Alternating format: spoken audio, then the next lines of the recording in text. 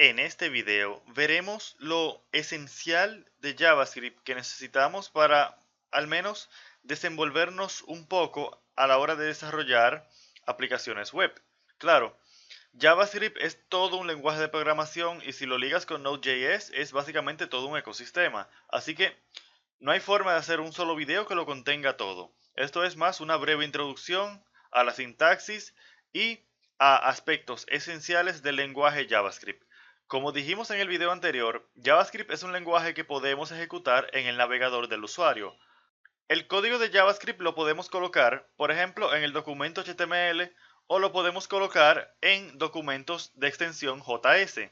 Por ejemplo, aquí en nuestro proyecto, en nuestra solución, tenemos la carpeta scripts en la cual tenemos documentos de JavaScript. Por ejemplo, tenemos Bootstrap, que es una librería de CSS y JavaScript, la cual tiene información entonces o código o lógica, la cual hace que funcionen algunos de los componentes de Bootstrap.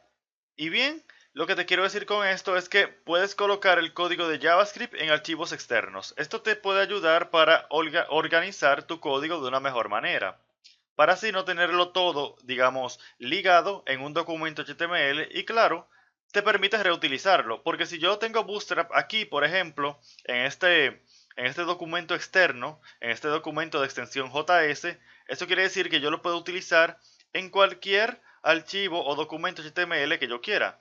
¿Cómo utilizamos un archivo externo de JavaScript? Pues simplemente colocamos una etiqueta script y colocamos en el atributo srs de source y colocamos la dirección en la cual se encuentra este archivo. Este archivo no tiene que encontrarse en nuestro servidor web. Yo fácilmente podría colocar aquí una URL hacia cualquier página, la cual tenga como destino ese documento de extensión JS. Si te fijas, yo estoy colocando este script dentro de esta sección que se llama scripts.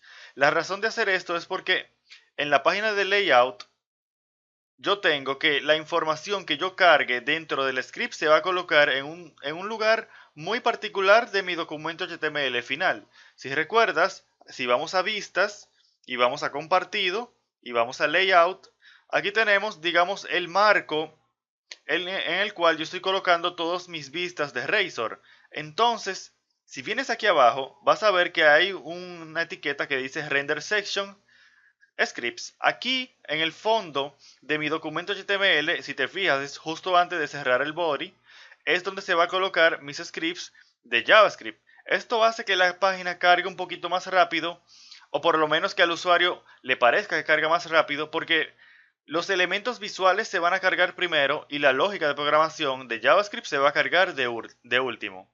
Entonces, regresando aquí, vamos a ver un poco de código de JavaScript. Por comodidad lo he colocado aquí en el navegador, perdón, en la página, en el documento HTML, CSHTML en nuestro caso, pero sabes que puedes colocarlo en un documento JS para mayor organización. Si no conoces esta sintaxis, es que estoy utilizando jQuery por comodidad. Esta función de jQuery lo que hace es que espera a que el documento HTML cargue para ejecutar cualquier función que tenga acá. jQuery es una librería bastante útil, la cual sirve para facilitarnos la interacción de nuestro código con los elementos de HTML. Pero lo que importa es que vengamos a esta función que tengo acá que se llama ejemplo JavaScript. Todo nuestro video el resto del video va a consistir en estudiar los elementos de esta función. Y si te fijas, lo primero que podemos ver es cómo declarar una función en JavaScript. Para declarar una función en JavaScript, una manera es diciendo function, el nombre de la función, los parámetros que ha de recibir y el cuerpo de la función. Si te fijas, utilizamos llaves. Esto es bastante parecido a cómo utilizamos funciones en C#. Y en general, como dice este comentario, C# y JavaScript se parecen bastante en sintaxis, aunque tienen varias diferencias bastante fundamentales. Y yo creo que la primera que podemos aclarar, o mejor dicho, decir, es que JavaScript no es fuertemente tipado. Fíjate por ejemplo esta variable. Estamos declarando la variable a y le estamos asignando el valor de 5. Y fíjate como al final colocamos un punto y coma, igual que C#. Eso es bastante cómodo porque nos sirve, el conocimiento de C# nos sirve ahora en JavaScript. Pero como te decía, no son iguales. Fíjate como yo digo ahora una nueva variable, nombre, y le coloco un string, Felipe. pero fíjate cómo a la variable nombre ahora yo le coloco el valor 7. Y y JavaScript no se queja de esto. JavaScript no tiene ningún problema para hacer esto. Él cambia de tipo sin ningún problema. Ahora, si yo por ejemplo utilizo la función console.log, que sirve para escribir en el log del navegador o en la consola del navegador, podremos ver que dirá mi nombre es 7, que es el nuevo valor de la variable. Esto lo podemos ver rápidamente en el navegador. Estamos en el navegador, vamos a presionar F12 y la primera línea que quiero que veamos es esta. Dice mi nombre es 7. Aquí en la consola me sale que el código de JavaScript que yo acabo de ejecutar, mi nombre es 7. Y eso está muy bien. Vamos a regresar a Visual Studio y vamos a seguir viendo. Algo esencial de cualquier lenguaje de programación, vamos a minimizar esto. Algo esencial de cualquier lenguaje de programación es la comparación de valores. C# en JavaScript hacemos esto utilizando la doble igualdad, pero esta es una comparación no estricta, porque compara solamente el valor, pero no compara el tipo. Por ejemplo, a la variable a le pusimos el valor 5, ¿cierto? Y aquí decimos si a es igual a 5, entonces ejecutamos este bloque de código. Claro está, aunque no lo muestro aquí, tú puedes hacer un else if, como hacemos en cualquier otro lenguaje de programación, y también puedes hacer un else al final, para que, si ninguna de estas condiciones se da, pues se ejecute esta. Bastante parecido, claro, a C#. Ahora, si yo digo a es igual a 5 pero en string, también me da verdadero, porque como te dije, la doble igualdad es una comparación no estricta. Compara solamente el valor de las variables, pero no compara el tipo. Si decimos si a es igual a 6, entonces esto sería falso. Ahora, podemos hacer un comparador estricto. La manera de hacer esto es utilizando la triple igualdad. Entonces ahí no solamente va a comparar el valor de las variables, sino también el tipo de estas. Entonces, a es estrictamente igual a 5, sí. Ahora, a no es estrictamente igual al string de valor 5, porque la variable a tiene un número, un entero como valor, y esto es un string, así que no son iguales, aun cuando sean un 5 ambos. Igual que C# podemos comparar cantidades numéricas utilizando mayor que, mayor igual y no es igual. Claro, el no es igual lo podemos utilizar también para strings. Yo puedo decir que un string no es igual a otro, o si un string es igual a otro. Entonces podemos ver que podemos decir si a es mayor que 2, esto es verdadero porque el valor de a es 5. Ahí no tenemos ningún problema. Esto es básicamente lo mismo que C#. También tenemos las operaciones lógicas y o. La y, que significa que ambos valores, ambos lados de la expresión booleana deben ser verdaderos para que toda la expresión se evalúe como verdadero. Como a es mayor que 2 porque es 5 y a es menor que 7 de nuevo porque es 5. Entonces 5 es mayor que 2 y 5 es menor que 7. ¿Correcto? Entonces se ejecuta este bloque de código. En C# también podemos trabajar con arreglos. Los arreglos los instanciamos de la siguiente manera. Decimos mi arreglo, bueno, el nombre del arreglo, var, el nombre del arreglo igual, abrimos y cerramos corchetes. Entonces, para insertar elementos en el arreglo, podemos utilizar la función push. Decimos push 4, push 5, push hola. Y claro, fíjate algo, yo le estoy agregando un entero y un string, sin ningún problema. Y JavaScript no se queja de esto, para nada, él simplemente procede. Es decir, si yo hago un console log de mi arreglo, él me va a imprimir el arreglo que tiene como elementos un 4, un 5 y un hola. Vamos a ir hacia el navegador a ver esto, que es esta siguiente línea que tenemos acá. Pero no se me ha impreso bien, vamos a reiniciar el navegador y vamos a ver que ya está todo correcto. Decimos entonces que el arreglo tiene los elementos 4, 5 y hola, sin ningún problema. Entonces regresamos a Visual Studio y vamos a utilizar la función splice. Este código no debería ir aquí. La función splice lo que hace es que me permite eliminar elementos de un arreglo. Entonces yo le estoy diciendo, por ejemplo, desde el elemento 2 del arreglo, elimíname un elemento. Es decir, a partir de la segunda posición, elimíname uno. Por tanto, me está eliminando el tercer elemento. Porque si yo vengo acá y yo digo, ok, el segundo elemento es este, y a partir de aquí elimina uno, entonces me va a eliminar este que está acá, que es el hola. Por eso, cuando yo luego de hacer el splice 2, 1, y decimos que esto elimina el tercer elemento, cuando yo hago un console log de mi arreglo, lo que me trae es un arreglo sin el hola, que es este que tenemos aquí abajo. Vamos a ver que también nuevamente podemos hacer un push y esto me entraría el elemento hola 2 a mi arreglo, y yo puedo, además de utilizar splice para remover elementos de un arreglo, podemos utilizar la función pop. Pop lo que hace es que remueve y devuelve el último elemento del arreglo. En este caso, el último elemento que yo arreglé fue hola 2, entonces el valor de la variable último elemento es el string hola 2. JavaScript es un lenguaje funcional. Esto quiere decir que las funciones son bastante poderosas, digamos, en este lenguaje. Las funciones tú aquí en JavaScript tú las puedes pasar como argumento de otras funciones. Eso puede ser bastante conveniente. Por ejemplo, tenemos la función map. La función map es una función especial que me permite aplicarle el resultado de una función a cada valor del arreglo. Aquí también vamos a ver el ejemplo de una función anónima. A diferencia de la función donde estamos, que si recuerdas es una función a la cual yo le puse un nombre, que le puse ejemplo JavaScript, dije function, ejemplo JavaScript, esa función tiene un nombre, por tanto no es anónima. Ahora, esta función que vamos a ver aquí no tiene ningún nombre. Si te fijas, yo dije mi arreglo, que es mi array, y vamos a utilizar la función map, y a la función map, que es como te acabo de decir, una función, yo le estoy pasando otra función por dentro. Y si te fijas, esa función no tiene nombre. Yo no estoy diciendo que esta función de aquí adentro se llama función 2 o función 3 o lo que sea. Esto es simplemente una función, la cual yo le estoy pasando a otra función. Y como esta función no tiene nombre, esta función interna, la que está dentro de map, no tiene nombre, se le llama función anónima. Y esta función anónima lo que hace es que retorna valor por 2. Es decir, yo le paso el valor de cada uno de los elementos del arreglo y lo multiplico por 2. Vamos a ver esto en el navegador. Vemos que tenemos un console log aquí que da este mensaje y abajo colocaremos el arreglo con los elementos multiplicado por 2. Con cada uno de los elementos multiplicado por 2. Y esto es lo que vemos acá. Aquí tenemos un arreglo con los elementos 4 y 5.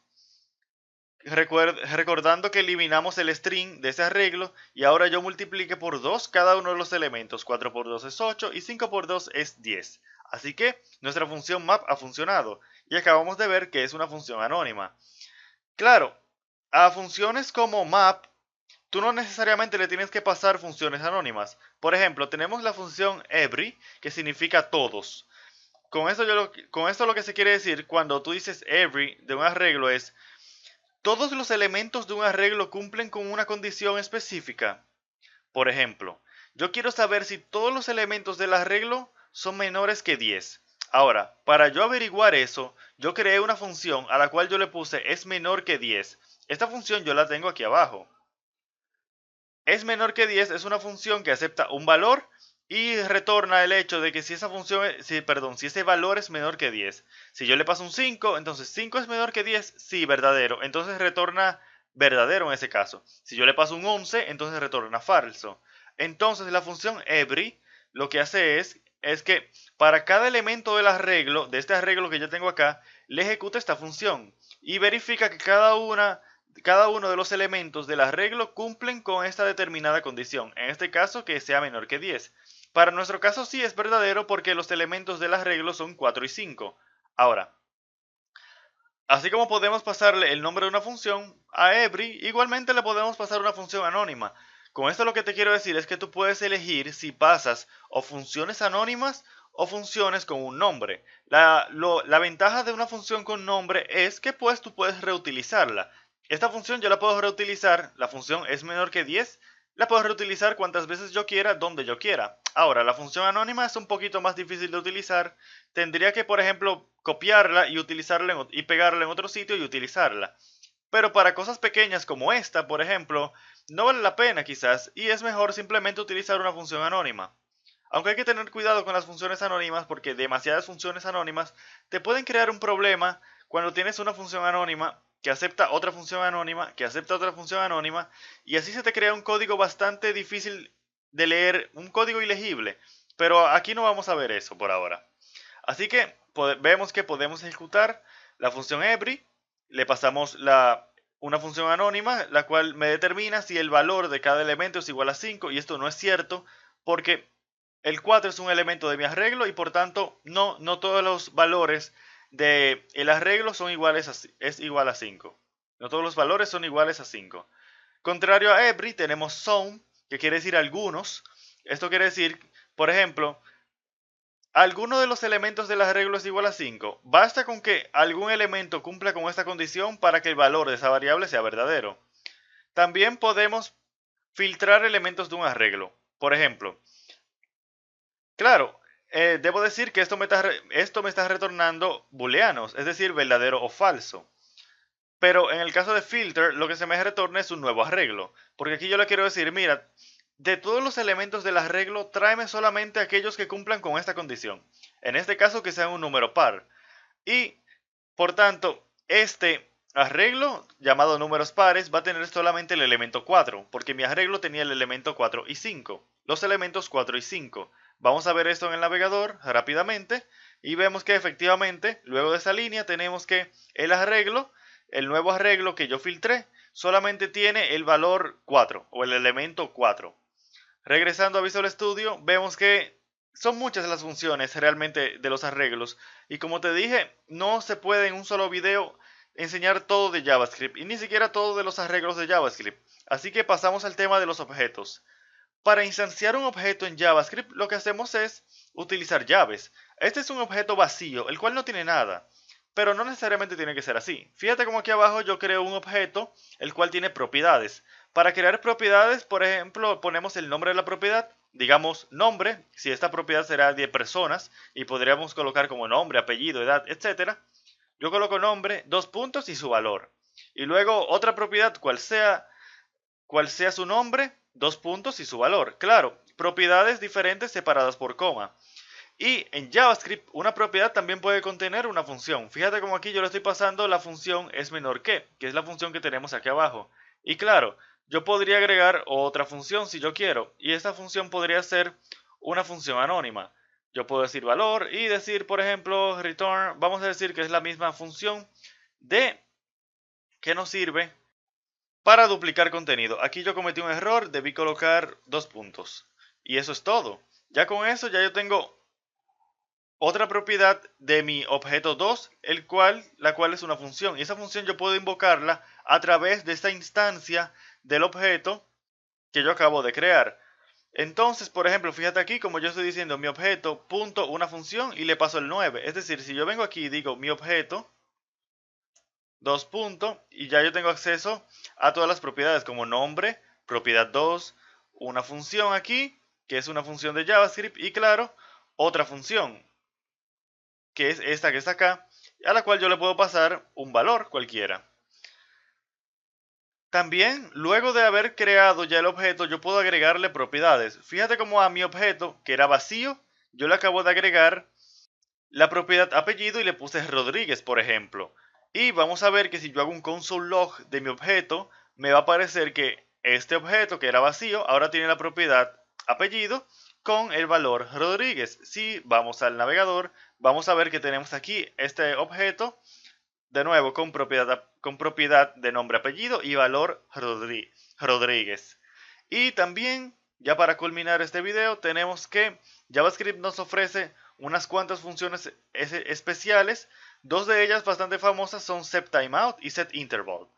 SetTimeout lo que hace es que luego de 2000 milisegundos, es decir, luego de 2 segundos, me va a ejecutar esta función anónima que yo tengo acá. Claro, como ya sabemos, no tiene por qué ser una función anónima. Yo pude haber colocado el nombre de una función como es menor que 10 y se iba a ejecutar luego de 2 segundos. Y también tenemos setInterval. SetInterval lo que hace es que ejecuta una función cada X segundos o cada X milisegundos. Por ejemplo, le estoy diciendo, ejecútame esta función que yo tengo acá cada 3 segundos. Como este parámetro recibe el tiempo en milisegundos, si tú quieres que sean 3 segundos, tienes que colocar 3000. 3000 milisegundos son 3 segundos, y etcétera. Por ejemplo, vamos a correr este código y veremos que esta función se va a correr cada 3 segundos. Vamos a regresar al navegador, vamos a refrescar esta página y vamos a ver que aquí abajo, al cabo de 3 segundos, cuando cargue la página, claro, al cabo de 3 segundos me va a aparecer un mensaje aquí. Y luego, 3 segundos después, me va a aparecer otro mensaje. Y así sucesivamente, cada 3 segundos se va ejecutando la función.